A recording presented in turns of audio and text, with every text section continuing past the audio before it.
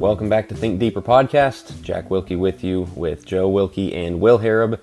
This week we're talking some marriage lessons. We'll get to that in just a minute. I'll have Will set up the episode. We just want to remind you of our Focus Press seminars and meetings that we do. We'd love to come and speak to your congregation. We are located in the Middle Tennessee area, so we can get to areas around here within a few hours' drive very easily, but we've traveled as far out as California, Florida, wherever we're invited, and so of course, we do think deeper. Jack named two tropical sunny places. Well, that's California and Florida. I haven't been anywhere really cold, I don't Buffalo, think. So, yeah. All the deep thinkers up in Idaho, yeah. Anyway, we do the Think Deeper one. That's the three of us. They have a Jim, Godly Young Men one that the two of them just did their first one successfully. But obviously, bringing out 2 or 3 speakers sometimes is not something churches are looking to do. We all have individual things in our individual areas of expertise. If you've listened for any time at all, you're kind of familiar what we all drift towards. And so I'm not going to give everybody's emails. Jack@focuspress.org. If you want to reach one of them, you can reach out to me and I'll pass it on to them just so you don't have a bunch of names and ats and .coms to remember. But Jack@focuspress.org. Reach out, and whether it's for me or for one of these guys or even for Brad, and we'll see if we can get you set up and hopefully come and encourage your congregation. We really try and stay in contact, build up the people that we speak to, and leave you with some actionable stuff. And so that's our hope. And so if you'd like to schedule any of us, that's how you do it. We'll get us into this week's episode. Yeah, so this week we are talking about, we're each bringing 3 lessons that marriage has taught us to just kind of have a big round table discussion about marriage. Marriage in general, marriage from a Christian perspective. And this was actually an episode that was my idea originally. We did an episode 23 months ago, April 11th, 2022, one of our early episodes, called Marriage Myths That Hurt Us. And I remember back when we were having this discussion about, hey, doing an episode on marriage, we all kind of talked about the fact that we don't want to come across like we are experts. We know that there are far more people or there are people far more qualified, I should say, to talk about marriage than us 3 young guys. And so we really kind of structured that episode around, here's what we've been told about marriage, and here's where we have found that those things are myths. We covered things like happy wife, happy life, just a lot of those kind of things. And we tried to, again, structure it in a way that avoided kind of giving advice and giving any kind of feedback on the way we view marriage, because again, we're young and our marriages have not lasted that long. However, we are now 2 years past that.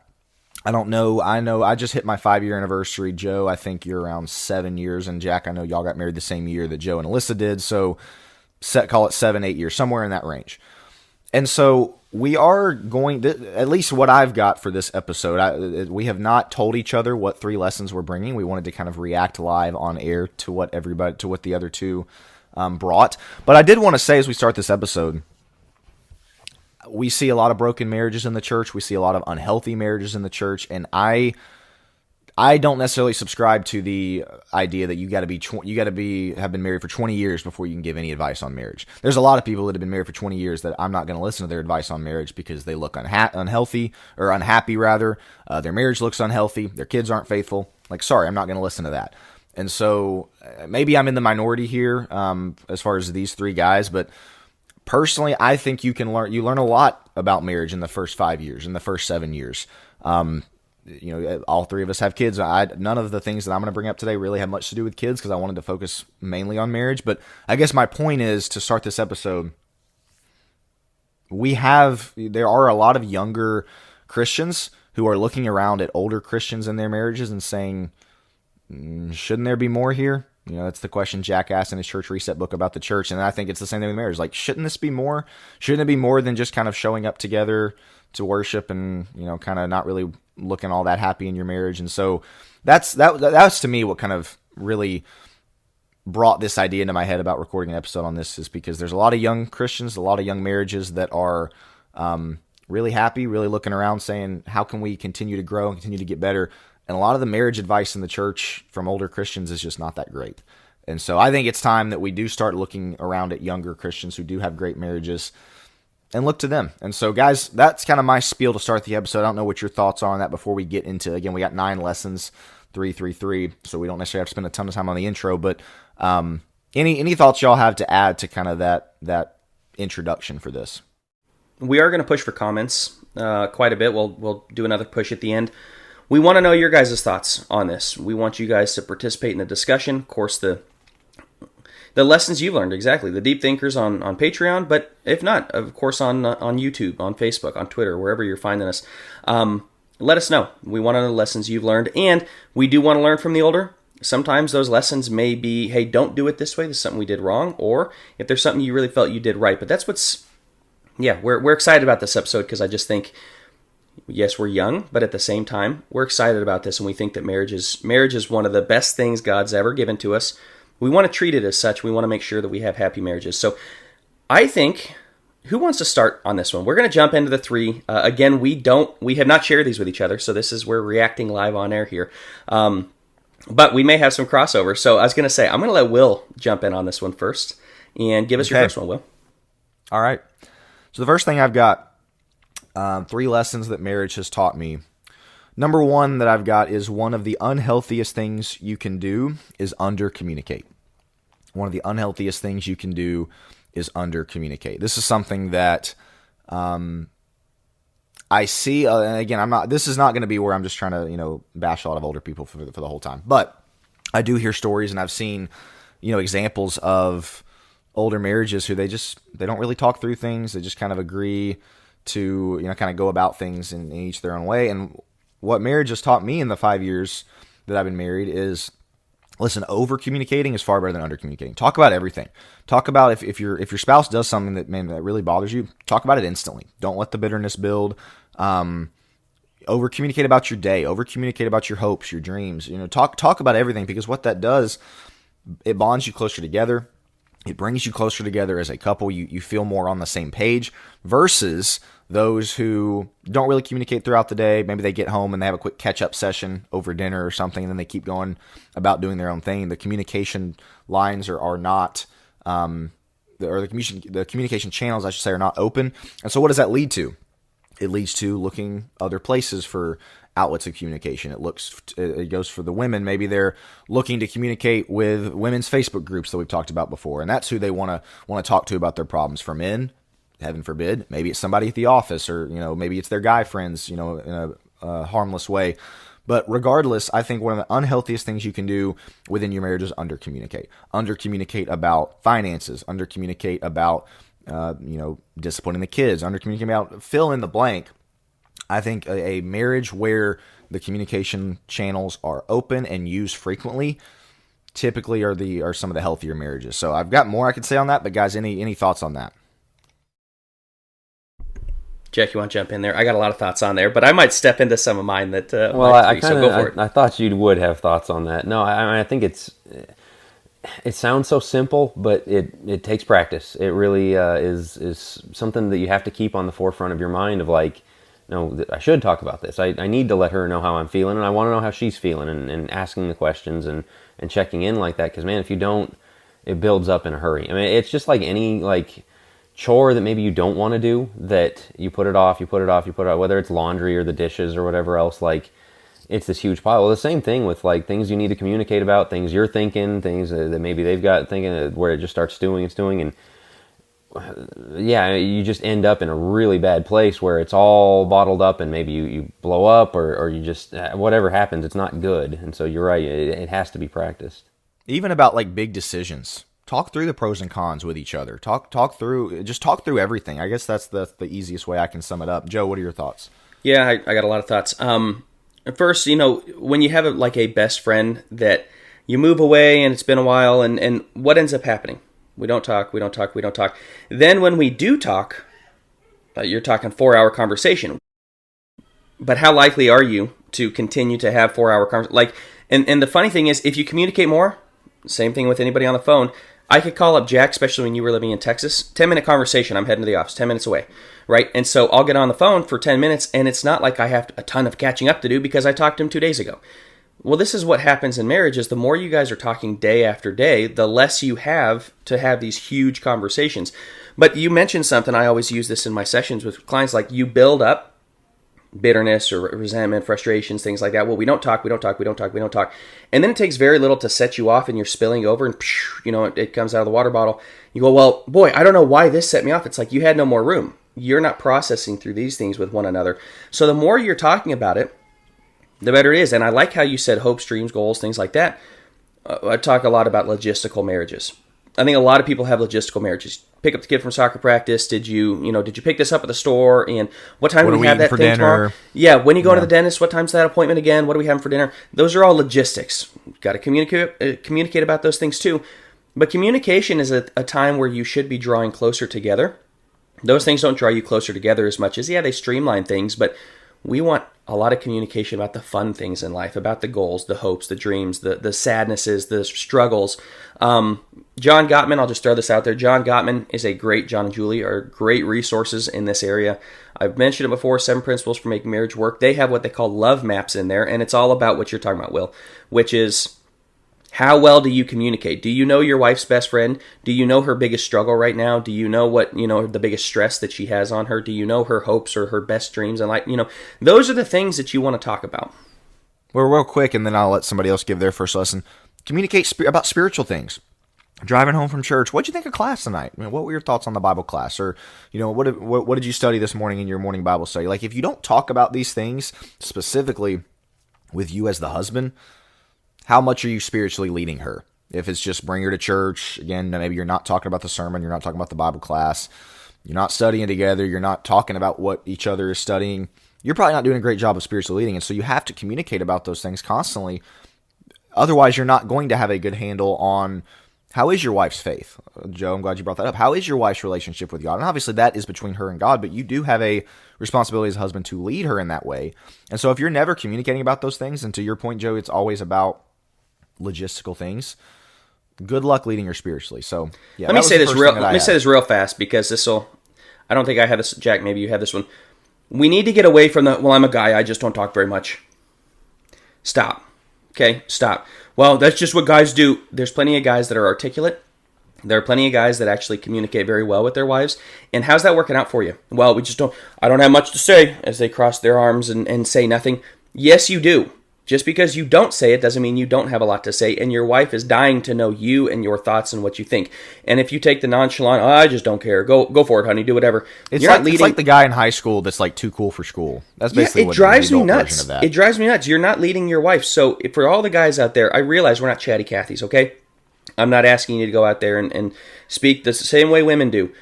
You have to communicate enough for your wife to know who you are, what you're about, where we're going, all of those things. So if you kind of take the, I'm above it all approach, please don't. Please, as the guys, get better at communication. Talk a lot more with your wife. It's way better to over-communicate than to under-communicate. So, great point. Jack, you want to lead us in the second? Or into your first? Yeah, it's similar to this, but I'm going to go a little bit of a different direction. Best way I know how to put it was streamline your conflict. And you're talking about, not letting things fester and communicating and all that. That's really hard, first off, like at the start of your marriage, to have conflict, to say, look, I've got a problem with how you're doing this, or please, this is really bothering me, or whatever else. And something that somebody taught us and we put to use for a while was a schedule. And at first we did it twice a week, Monday and Thursday. Once the kids are in bed, we're going to sit down, and if you have a problem, if there's something that that's bothering you, frustrating you, whatever, that's your chance to discuss it. And we don't do that anymore, because it kind of taught us the process of conflict. It taught us, hey, we can trust each other, that we're not going to yell at each other. This is not like we're really angry and coming in on a fever pitch. It's, okay, I've got some things, I'd like to get sorted out. The other thing is it gives you a chance to think through, how do I want to say this? How do I want to bring it up? Is it even worth bringing up?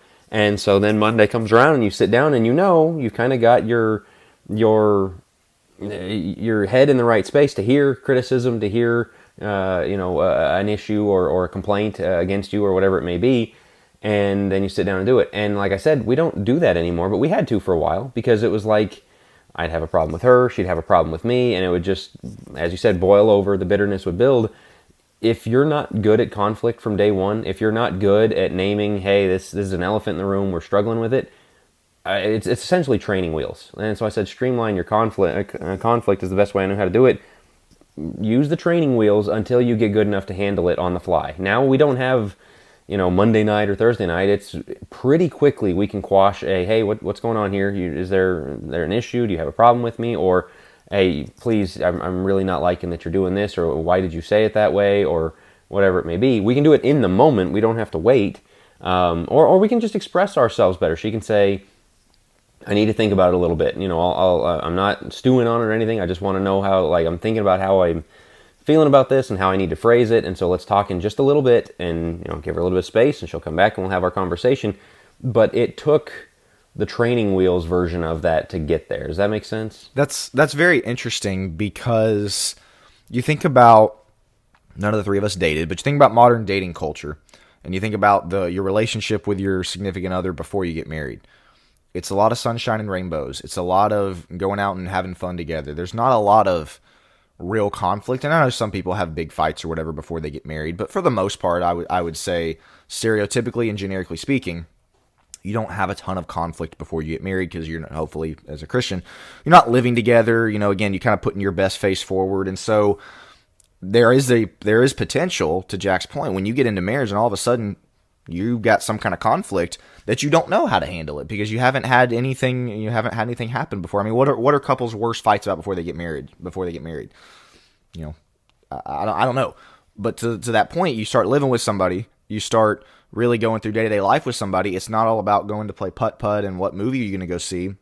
It's now about, we've got bills to pay. It's now about, we've got to make sure this gets done. We are now, again, working through real-life responsibilities. Yeah, that conflict is going to maybe come up more naturally than it did before you got married. And to that point, if you don't know how to handle that, you are going to be looking around going, oh man, what do I do? This is the first time I've been in this situation. So that's interesting, Jack. I had not thought of that before. What did you have to add? How many times do you see couples, you say, kind of in the dating, engaged, honeymoon phase, where you're totally able to avoid the conflicts, the things that annoy you, you either look past them because you kind of got the stars in your eyes, or it's not that big of a deal. We're just, let's get married and it'll, things will work themselves out.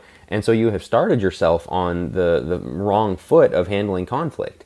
And so now you really need the training wheels kind of thing, because you have been avoidant the whole time. Well, like you say, now you're in the same house. You can't avoid conflict forever. They're not going to go home at the end of the day, and you are home. You're here together.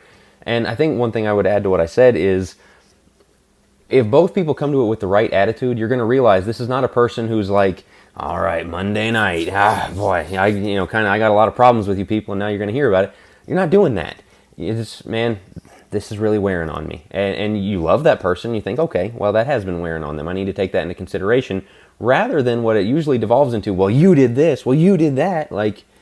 Nobody likes that. That doesn't solve anything. And so if you both come going, all right, I'm going to listen to you and hear you out, and you're going to listen to me and hear me out. And if you both come with that humility, things change a lot quicker. And like I said, this is not a thing you should have to do forever, but it's pretty handy to get you on the right path. Joe?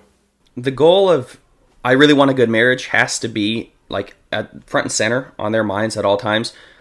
We're bringing this conflict up because we want to work through it and to have a better marriage.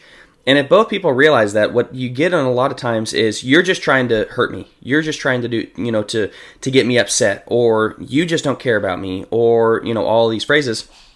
No, I genuinely just want a really good marriage, and I feel like this is standing in the way of that. This conflict between us, we want to work through this. And so if you can stay kind of front and center in the mind, a couple things that I would say for this. First off, if the decibel level gets too loud and you're arguing, take a break. 5-minute break, calm down, because once we know people's brains shut off, we talked about that before, people's brains shut off, their ears shut off when it gets to a certain loud point in arguing. Try not to do that. It's not that yelling is always bad, like you're a horrible marriage if you do. No, not necessarily, but it doesn't accomplish anything. The second thing is, I like how you mentioned the training wheels.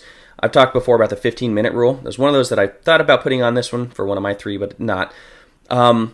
15 minutes, if it's still bothering you after 15 minutes, we want to get to the point where we're bringing it up. Well, when you start, it's not going to be that way.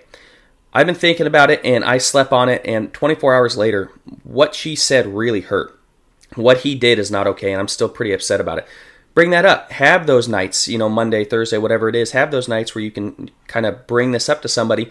That way, you're not making mountains out of molehills, per se, but you're also, it does have to stick in your mind.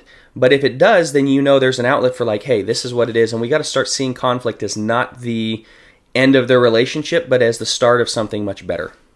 Will? The last thing I'll say, and then Joe, you take it away on your first lesson.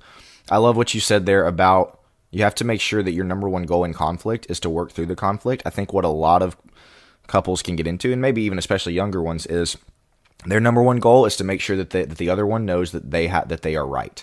Like to basically have the high ground over the other one. Like, well, you wronged me, and so I need you to, like, at some point you got to work past that. It's not about who's got the high ground and who owes who anything. It's about how are we going to work through this.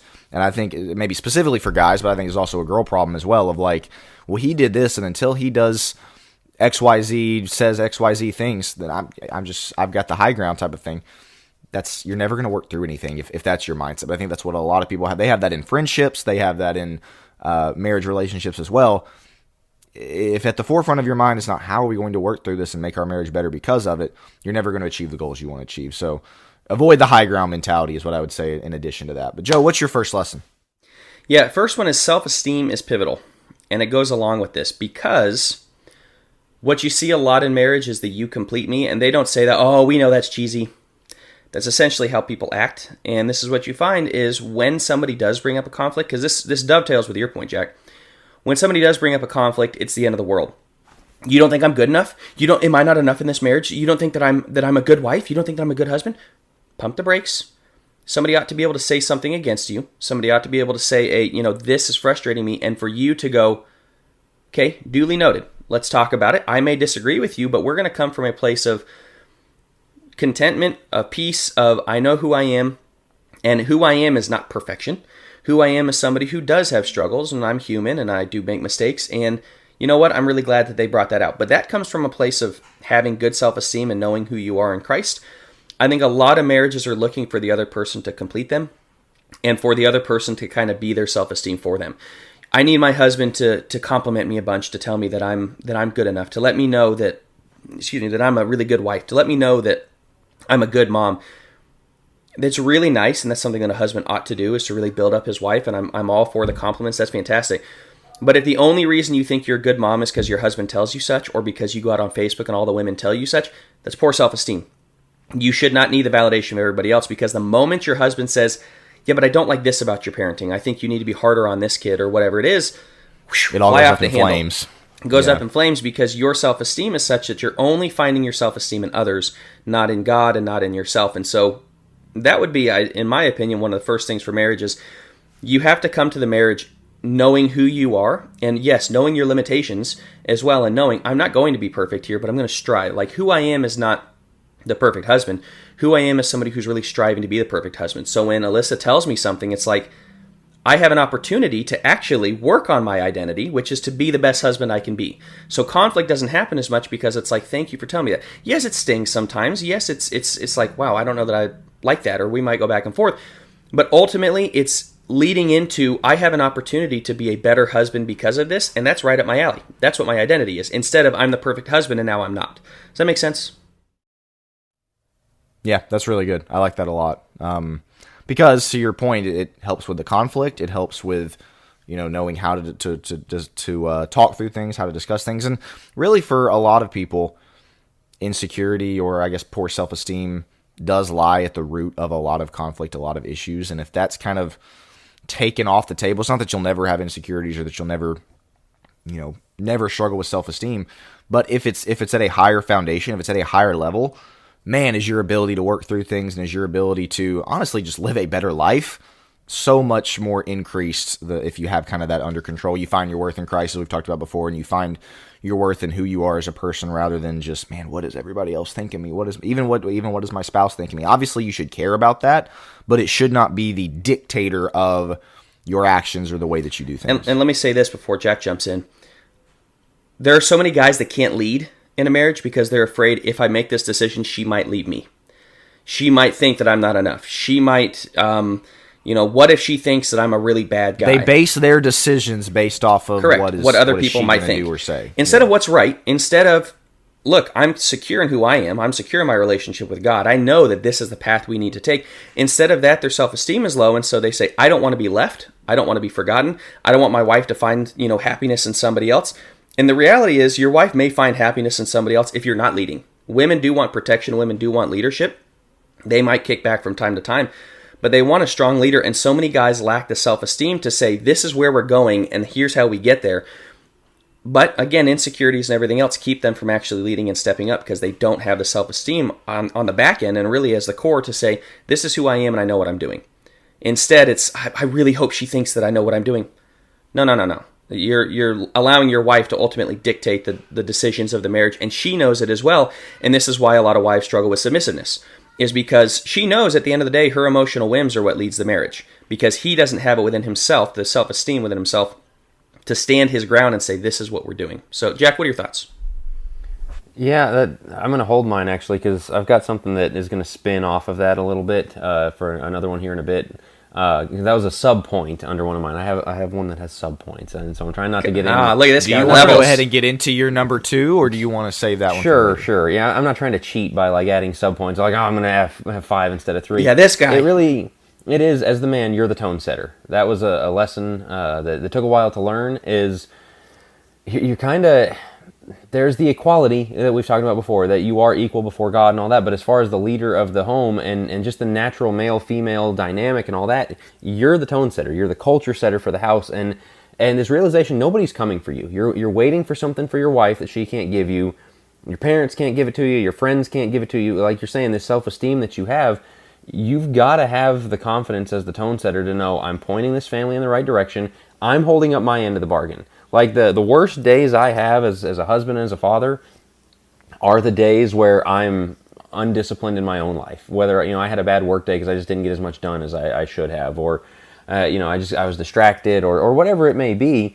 And then it's kind of like that sets the tone, and it's so weird to see how the family responds to that. And the same thing as you're saying of, you got to have a tougher skin. If I can't hear criticism of myself, if I can't hear disagreement, if I throw out an idea, if I think we should do this, or I think, this about how we raise the kids, whatever it may be, and there's a little bit of pushback, and I get hurt feelings over it, or it becomes into kind of a little bit of a battle where I can't hear her pushback without me.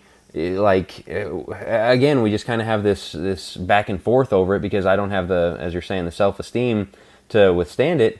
That's not good. And so there's this really tough dynamic as with male headship of, it's you as a human being with your desires and the way you want things to go, and her as the human being and her desires is the way you want to go, but you also need to be a neutral arbiter to the best of your ability over your own desires and hers. So where you can know, I want this, but maybe what I want isn't exactly what we need. And she can want this, but maybe what she wants isn't exactly what you need. As you said, you need to be able to tell your wife no sometimes and make the hard decision, even if she's not going to like it. But you need to be able to tell yourself no sometimes. And that neutrality that you have to have is really hard. And you've got to really be on top of your game to be close to pulling that off.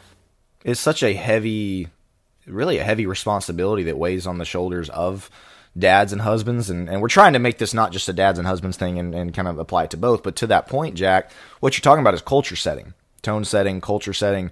If your wife sets the culture in your home, your family will struggle, and that's nothing against women. It's just that God designed men to lead and to set the culture. If your kids set the culture in your home, your kids will almost certainly go off the deep end. If they're the ones setting the culture in your home, you're probably not leading them correctly. And so, Jack, I love this point. And nobody's going to be happy. That's exactly right. So I don't have a lot to add. I thought that was, again, just culture setting is what my mind came to, of like, if anybody else is setting the culture, good luck. It's just, the family's not going to run as well. Joe, any thoughts on that? Good thing I added more than 3, because that was one of my 3. Okay. Men need to set the culture. I was going to dovetail off of this one. Men do need to set the culture. I was kind of stepping on my own as I was talking. But yeah, like the weight of the family, we talked about it a lot before, right? Adam was judged because he listened to the voice of his wife. It's not that you should never listen to your wife. It's that ultimately the buck stops with you. We've talked about it a bunch. I don't want to beat a dead horse from things we've discussed previously.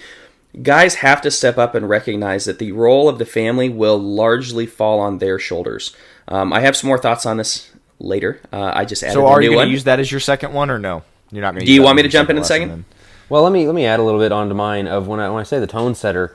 If you are not resilient, if you're easily knocked down, your home's going to be that way. If you are, that's a great point. Kind of hanging your head all the time, if you're, again, snippy, if you're angry, if emotionally unstable, unstable, if you're high and you're low, like you see it, and lazy.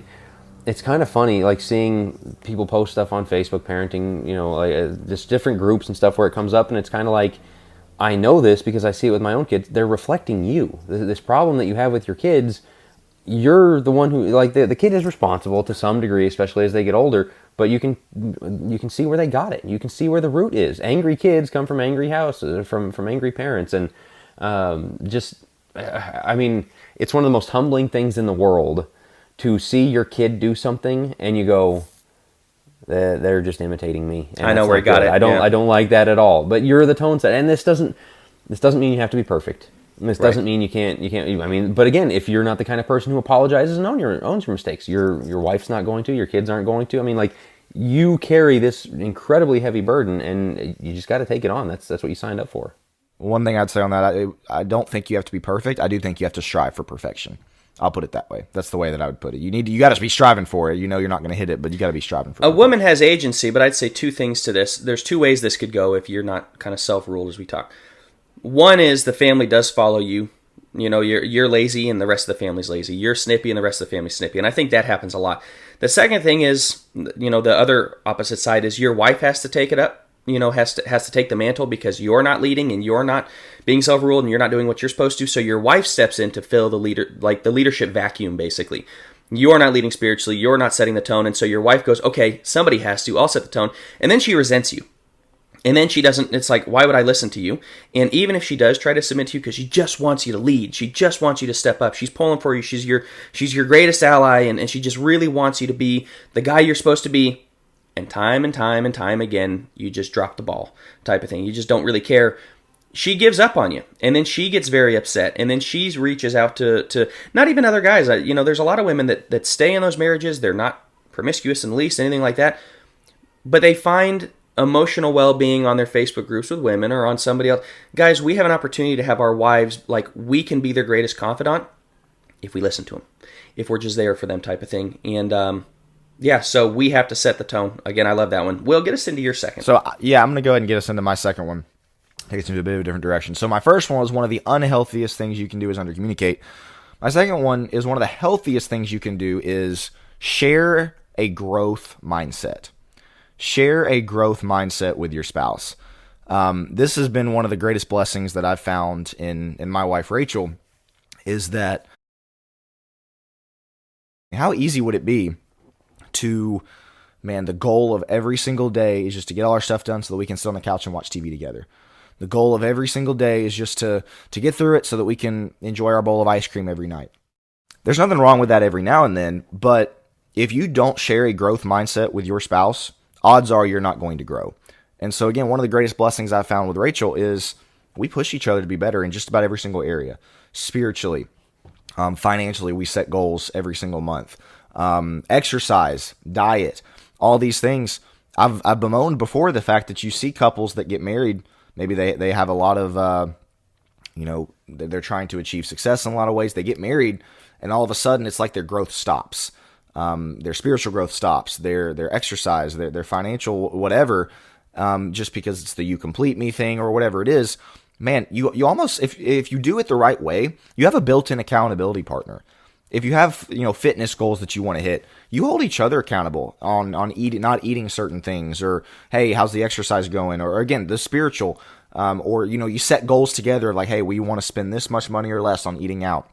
We want to save this much money. That's kind of the whole sharing your hopes, dreams, and goals thing.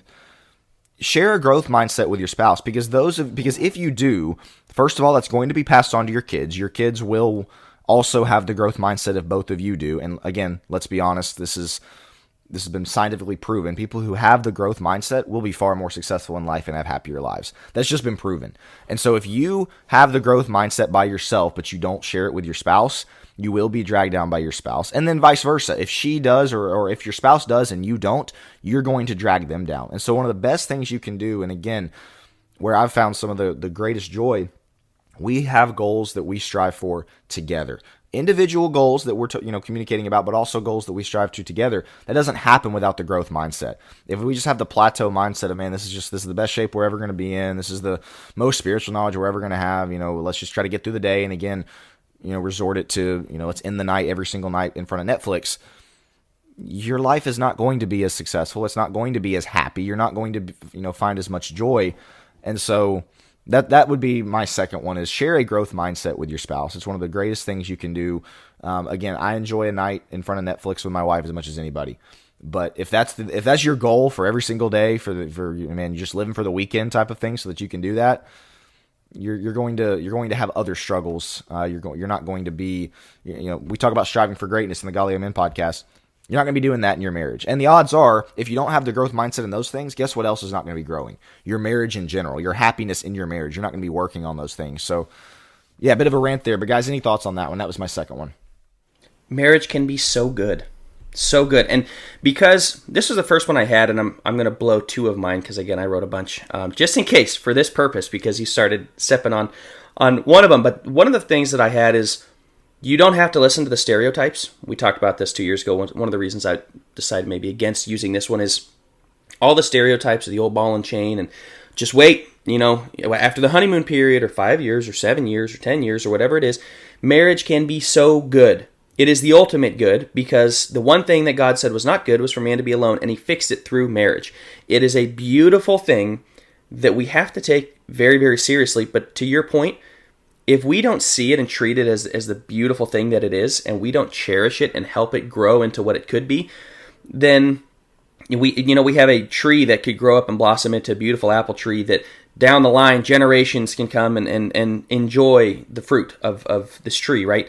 If you don't water it, if you don't really help the tree grow at all and snip off the dead branches and try to get rid of the rotten apples and everything else, if you don't do that, we go nowhere. There has to be a growth mindset. And the second one that you kind of got into, that I'll use here, is there has to be vision for the marriage. There has to be a goal of yes, we are growing. Where are we going with this thing? And if you don't have a vision to know where you're going, you're lost. You're going in circles. You could be, we're back to square one 10 years in, because you don't know where you're going. So the growth mindset that you're bringing up, I love this point so much. It's one of those, you can grow and grow and grow and grow. There are times to just step back and go, we've come a long way. Let's appreciate this. Let's sit back on the back porch with a cup of coffee and just enjoy where we're at in life sometimes. That's okay too.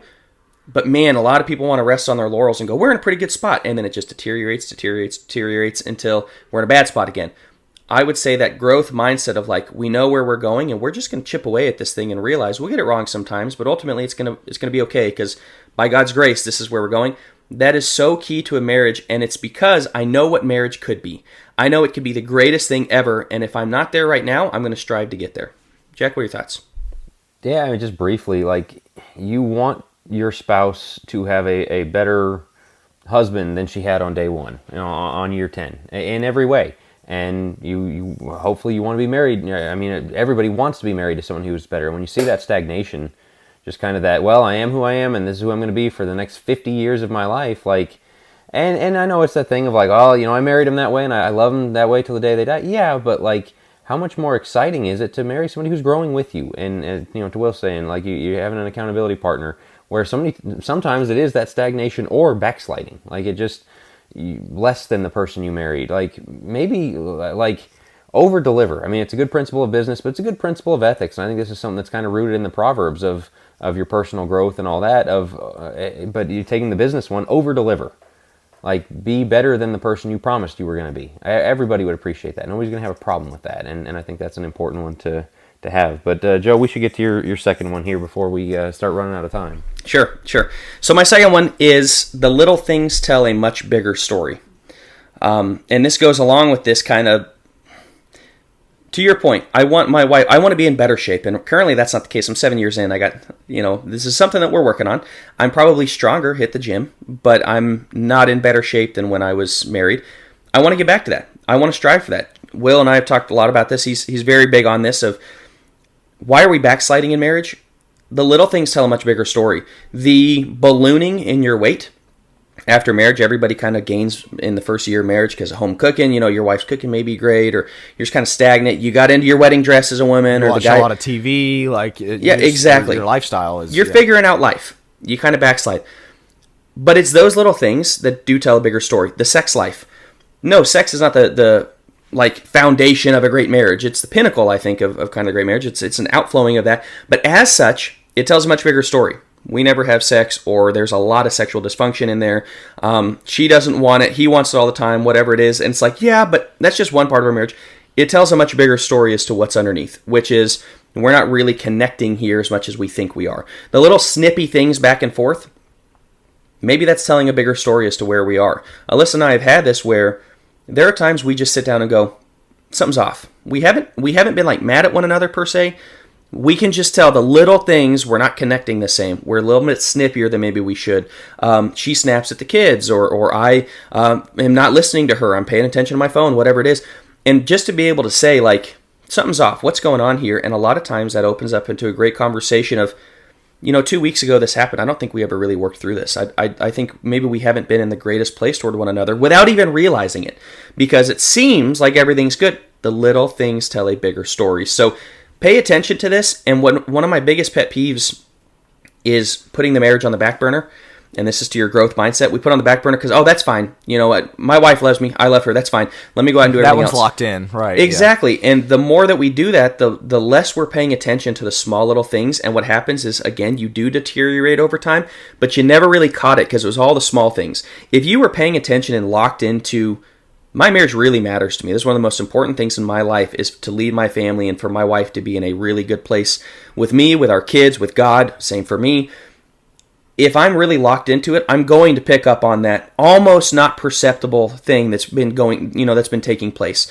We've been waking up, and now I'm waking up maybe 30 minutes later. I'm having a tough time getting out of bed. Our bed's not getting made. Week after week, our bed's not getting made. We were doing it, now we're not. Those things matter. Those things matter. That they are telling a much bigger story. Pay attention to the small things. A lot of guys only pay attention to the big things, and then, God forbid, or women as well, when their spouse leaves them, it's like, I don't even know what happened.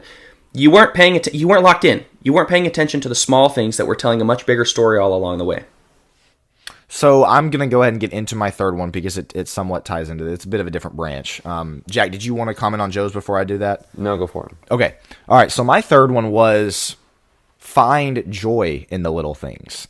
So kind of Joe, you're kind of approaching it from both ends, but, kind of from a bit of a negative connotation of like, hey, if this small thing is a problem, it's going to lead to a bigger problem. My third one is find joy in the little things, because the little joys that you find in marriage are more fulfilling than anything else the world has to offer. Literally anything else. I mean, you think about what the world tries to sell as somebody who's really happy, somebody who sleeps around, somebody who gets to go and party all the time, somebody who just lives for themselves, makes a lot of money and lives for themselves, comes home to their really expensive place that they live, no marriage, no family. Like, that's what the world tries to sell. That's not fulfilling. Instead, what I mean by the little joys are, you could talk about the big joys, the big family vacations, or the big things that you do as a family. Those things are great, don't get me wrong, but it's the little joys that truly make marriage 100% fulfilling and 100% worth it. Rachel and I, we have a tradition.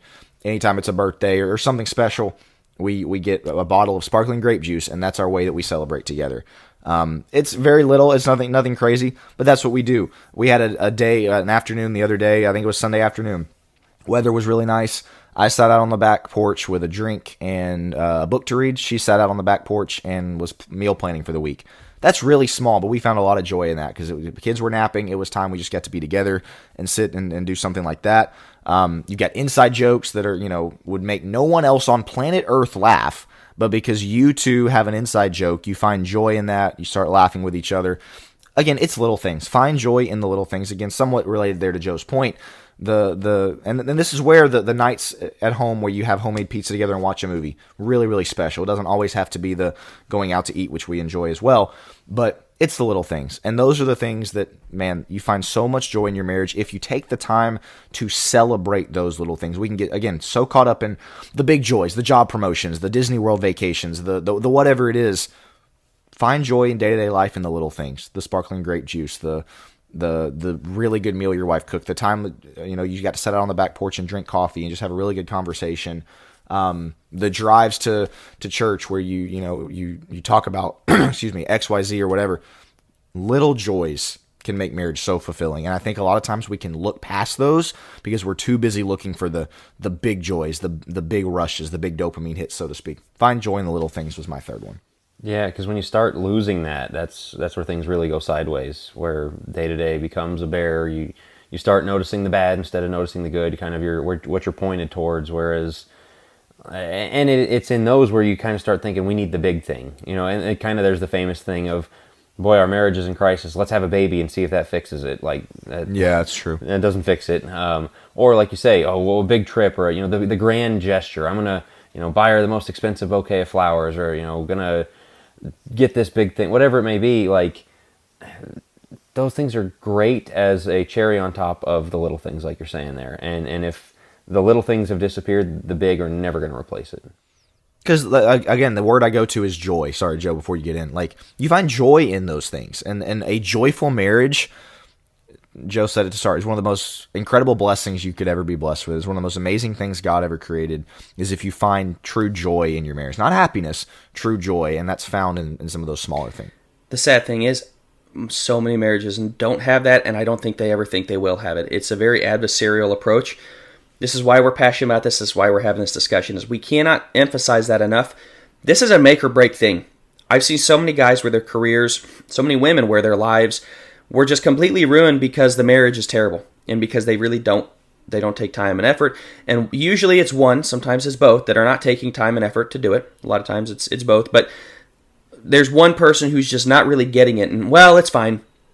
We implore you not to take an it's fine approach. We implore you to, look at the little things, pay attention to the little things, find the little joys. One of my favorite songs from one of our favorite bands is A Little Bit of Everything from Dawes. And it's just a beautiful thing of, like, kind of reminds his girl in the song as they're prepping for the wedding of, like, the little things that matter, right? And I'm not saying it's super Christian. I don't think there's any cuss words or anything, but, like, I'm not endorsing everything that the band has ever done. But it's those type of songs. Another one of my favorite songs, Makes Me Cry, from a Brandon Flowers song. And it's kind of the idea of, at the end of life, he looks back over his life and is like, it was the small things.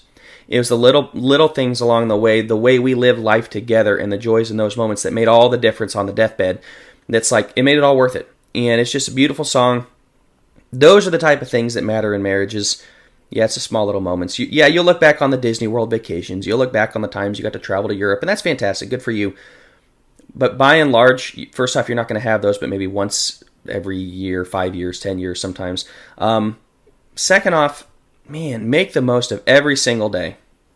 I was just going to say, if your whole entire marriage is based off of the next vacation, the next big thing, and you do miss those things, it's like the people that just got to get through the work week so I can live for the weekend. Man, what a depressing life, what a non-fulfilling life if you're just living for your next big vacation.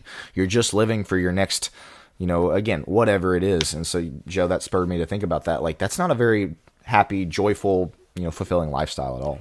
I've been there, and it's not great. So, yeah. Jack, get us into the third one. Yeah, surround yourself with people who want you to succeed. And you might look and think, well, nobody wants my marriage to fail. Well, there might be people who don't want you to succeed.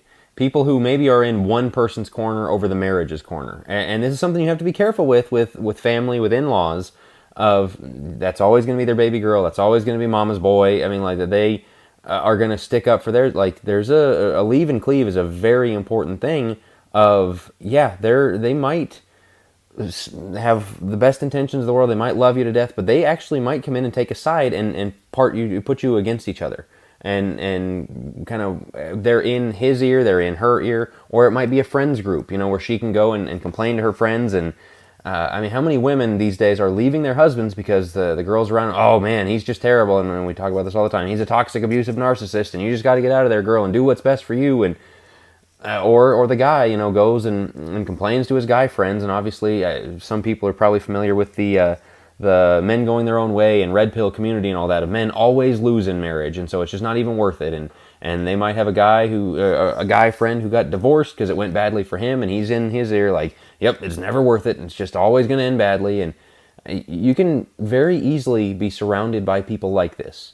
The women gaslighting each other. I love that term because it's so pervasive in our society of, you go girl, you don't need this, you just, and it ends in disaster. Or guys, again, just sitting around whining about their wives. You know what?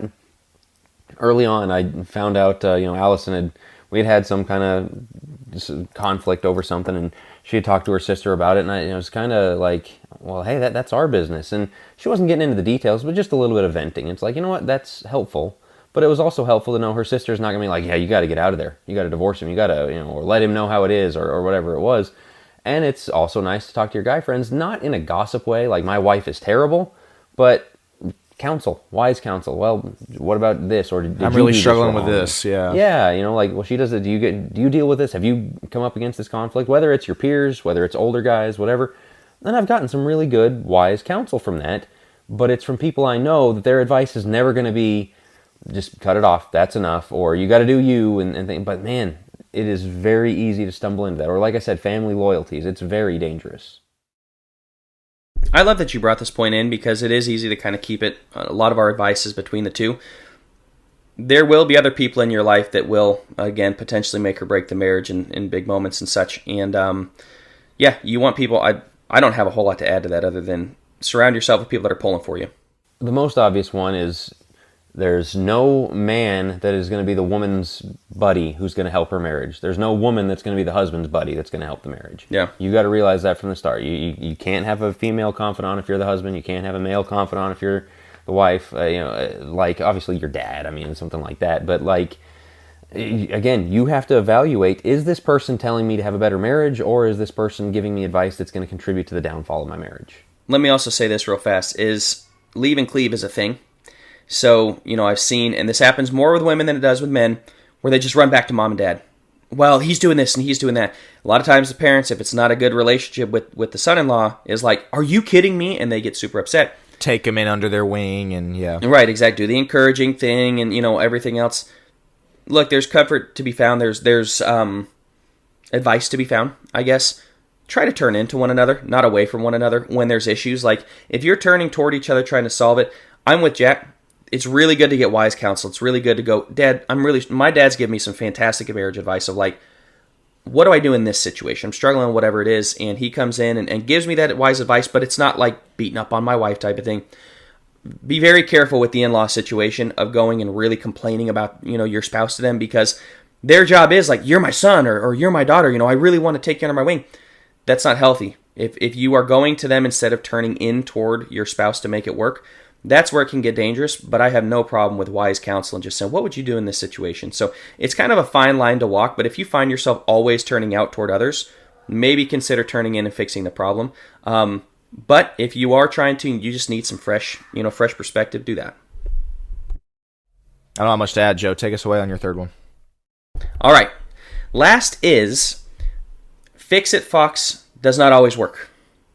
And I thought about putting this as my first one, but I figure, well, we can end on this one. Fix-it, Fox, does not always work. And what I mean by that is we've talked a lot about growth. We've talked a lot about pushing to be better, striving for perfection, striving for greatness in the marriage, right?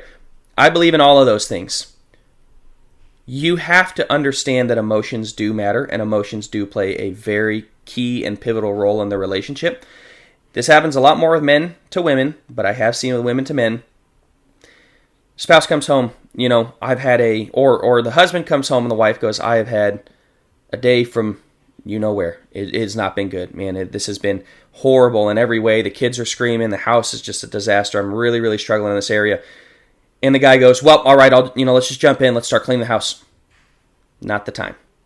Do we want to get there? Absolutely. Like by the end of the night, hopefully you guys are cleaning the house together. Initially, a lot of guys want to go to the fix-it, Fox. I'll make it better for you. Let me go spank the kids. Let me do. No. Listen to your wife for a second and just go, honey, I'm really sorry. That sounds like a really tough day. I'm sorry. Give her the hug. Meet her emotionally. Let her know you care about her. You care about how her day was. You're emotionally taking care of her. And then you go and try to help fix the problem. A lot of guys skip right over the emotional part and they want to jump right into, well, let's just fix it. That's what we do. I'm here to fix it. You're here to listen to her first and to get emotionally connected to her and say, man, that sounds really, really tough. Somebody comes home and I just had a horrible conversation with my best friend. They go, well, I'll stand up for you. Let me just go fix it. That's not what they're looking for. They are looking for you to listen to them and to go, whoa, tell me about it. What happened? They said that to you? Oh, I can't even believe this. How could they say that to you, of all people? That's what they're looking for, is somebody to listen to them. They're reaching out for emotional connection. And so many guys, and yes, sometimes women do this as well, let's just fix the problem. No, fixing comes after the emotions have been taken care of. Because if the emotions are never taken care of, they do bottle up. I can go to my husband and he'll fix the problem, but if I really need more than just a fix, if I really need somebody to listen to me emotionally, Guess what the guy at work does? This is where I see a lot of like infidelity take place. Is the husband is Mr. Fix-It-Fox, get it done, and that's great to a point until the guy at work is like, "Oh, I am so sorry to hear that. Wow, that sounds like a really tough day." And they're like, "He gets me. He understands me. He takes care of my emotions. Yeah, he's not solving your problems for you the way maybe your husband is, but at least he seems to care emotionally." Husbands, we want to do both roles, but the Fix-It-Fox comes after the emotions have been taken care of. So that would be my last piece of, last something that I've kind of learned is, yeah, I'm more of a Fix-It-Fox than anybody, man. Again, growth. Yeah, let's do it. Let's go. Let's go. Let's go. Pump the brakes for a second until the emotions have been taken care of and listened to and processed. That's definitely an area of growth for me because so much of my life is at least I structure it, but also my job is based on production, being productive. What's productive? What's productive? And so, yeah, I've fallen victim to that as well. Of like, wife comes to me with a problem. Well, what's the most productive thing we can do? Well, obviously fix it. Let's figure this out. And that's productive. Not realizing that the most productive thing, and in that moment, is to as you're saying, set the phone down, put your solution-minded brain, set that aside for turn that section off for a second, and just listen. Because we're wired that way. As guys, we're wired that way. Right. But she wants to share that with the person that she's closest to. Right. Which should be you. Obviously, if it's somebody else, you got a bigger problem, but it should be you. And so don't waste that privilege that you have to be the person that she wants to share it most with. Don't waste that by, again, only going to the solution or only going to fixing it. To your point, Joe, that needs to come later. But yeah, no, that's definitely a big area of growth for me. If Rachel is listening, she will probably back that up and echo that. But yeah, I think that's a really good one. Jack, did you have any thoughts? Well, yeah, one I had kind of on the cutting room floor, just as simple as is the golden rule: do unto others. And this is that. And it's not do unto others what you want them to do to you. It's if you were in their shoes, like the consideration that you want. And that's a hard thing because you want to do as you would want done to you. You got to think next level on that. And yeah, she doesn't want you to just solve the problem. And he doesn't want you to, do, both spouses have to train their minds in this direction.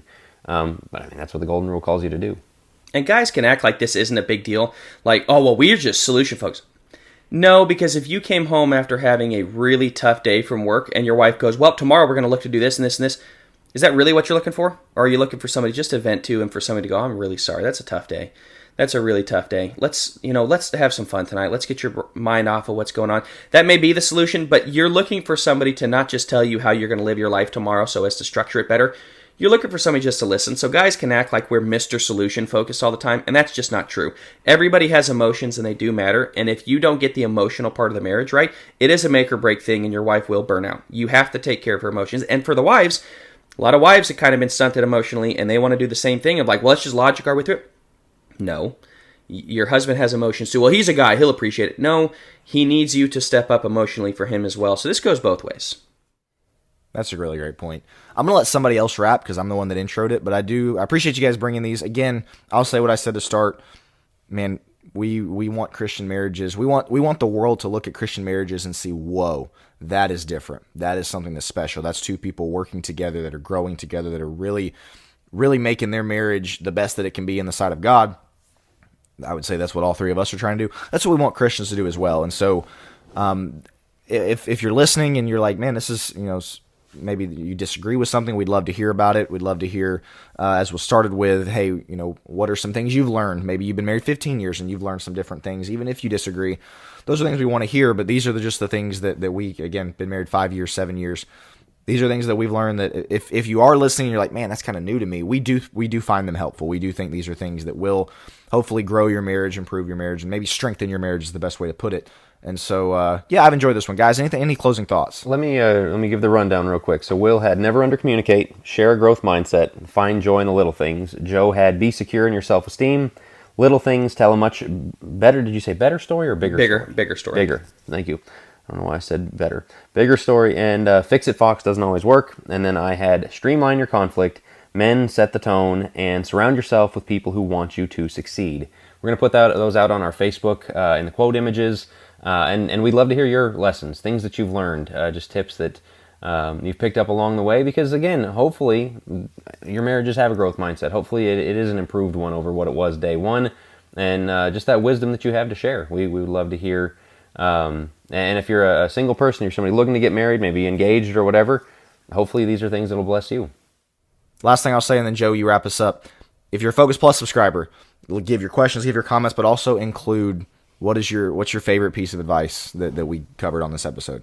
We've been married for 7 years. There are going to be people that subscribe that are probably been married for 25, 30, 40 years. Yeah, you know a lot more than us, and we do crave that knowledge. We want to know. We could really make this something that's very special in terms of maybe turn it into a book, whatever it is down the line of like, what is your advice? We want to know the best marriages in the church. Those that have subscribed, those that haven't subscribed, please let us know. We could collect those. I think we're just always looking for advice, even to just help our own marriages grow. So we appreciate you listening. We appreciate you tuning in. This is going to make for a great deep end. I'm excited about this one. But anyway, we are going to wrap it up here, and we will talk to you again next week. Thanks for listening.